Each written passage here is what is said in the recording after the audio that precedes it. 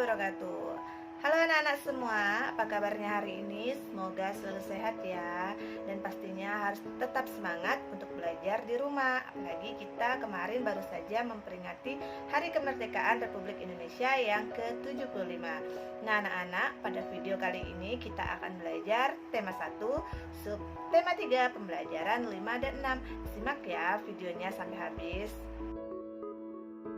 Anak-anak, pada video sebelumnya kita telah membahas tentang menari dengan diiringi iringan musik. Nah, anak-anak, jika kita menari, ada beberapa hal yang harus kita perhatikan.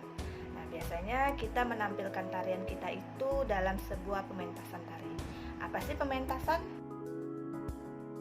Nah, jadi pementasan adalah kegiatan yang menampilkan karya seni yang bertujuan untuk menghibur penonton.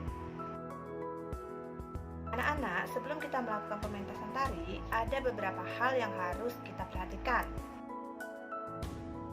Yang pertama, gerakan tari harus dihafalkan.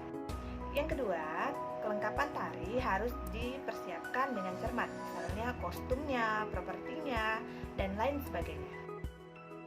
Nah, saat kita di panggung atau saat pementasan juga ada beberapa hal yang harus kita perhatikan. Yang pertama, gerakan dan teknik menari. Yang kedua, ekspresi.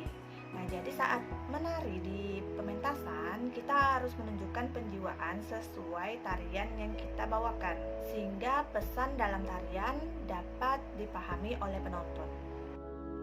Indonesia itu adalah negara yang kaya akan keberagaman, di antaranya keberagaman permainan tradisional. Jadi di Indonesia itu banyak sekali permainan tradisional yang bisa dimainkan secara perorangan maupun kelompok. Tapi sayangnya sekarang kalau ibu lihat, anak-anak lebih tertarik untuk bermain gadget dibandingkan dengan permainan tradisional. Anak-anak, permainan tradisional yang bisa dimainkan secara perorangan adalah engkrang, layang-layang, engklek, gasing, dan lain sebagainya.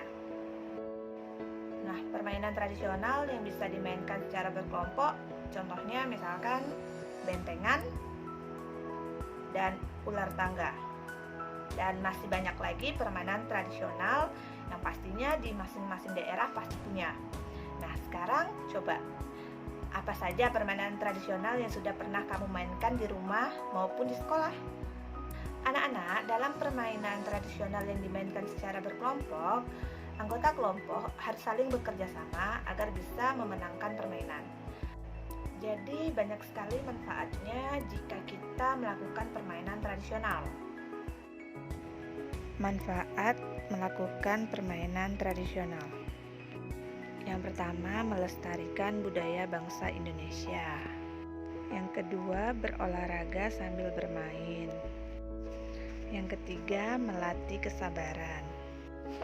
Yang keempat, melatih bekerja sama saat bermain secara kelompok. Yang kelima, bersikap sportif, yaitu lapang dada saat kalah saat bermain, tidak sombong saat menang, dan tidak bermain curang. Anak-anak, dalam sebuah teks lisan atau teks yang diucapkan, itu bisa kita buat ringkasan. Nah, jadi apa sih yang dimaksud dengan ringkasan? Nah, jadi ringkasan itu adalah penyajian sebuah teks secara singkat, tapi tetap mempertahankan urutan isi teks. Atau ringkasan itu bisa juga kita sebut dengan menulis kembali isi teks secara ringkas. Nah, ingat ya, kalau kamu disuruh meringkas, catatlah hal-hal yang penting, terutama gagasan pokok setiap paragrafnya. Dan kalau bisa, meringkaslah dengan kalimat atau bahasa sendiri.